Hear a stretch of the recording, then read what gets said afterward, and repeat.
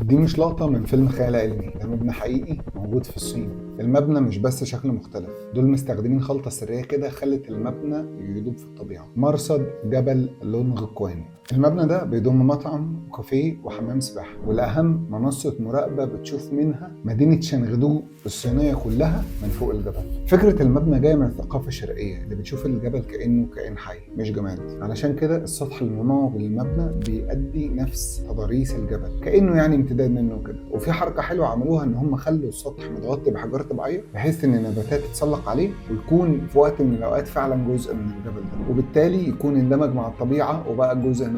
اما حمام السباحة ده بقى قصة تاني وفكرته رهيبة. انا واحد من الناس وانا بدرس المبنى ده علشان خاطر اقول لكم عليه، قررت ان انا في يوم من الايام ممكن احوش واروح اجازتي هناك علشان خاطر اعوم بس فيه. حمام السباحة تحسه كده دايب في وسط الجبل وانت بتعوم جواه، انت عايم فوق العالم حرفيا، عايم في الفضاء. وكده المبنى ده فعلا قالوا ان هو هابط من الفضاء مش معمول بايد بشر. اللي يخليك تتجنن فعلا ان المبنى رغم تصميمه الغريب مبني بخامات بسيطه زي الجي ار سي والاعمده الخرسانيه المدعومه بالالياف، اللي هو مواد اي حد ممكن يستخدمها وهو بيبني طبيعي. والاعمده الخرسانيه دي خلت المبنى متثبت كويس ويعيش فتره اطول بسبب المتانه اللي هي ادتها له. وبكده المبنى بقى كانه كائن حي ظهر من الجبل ورجع له تاني.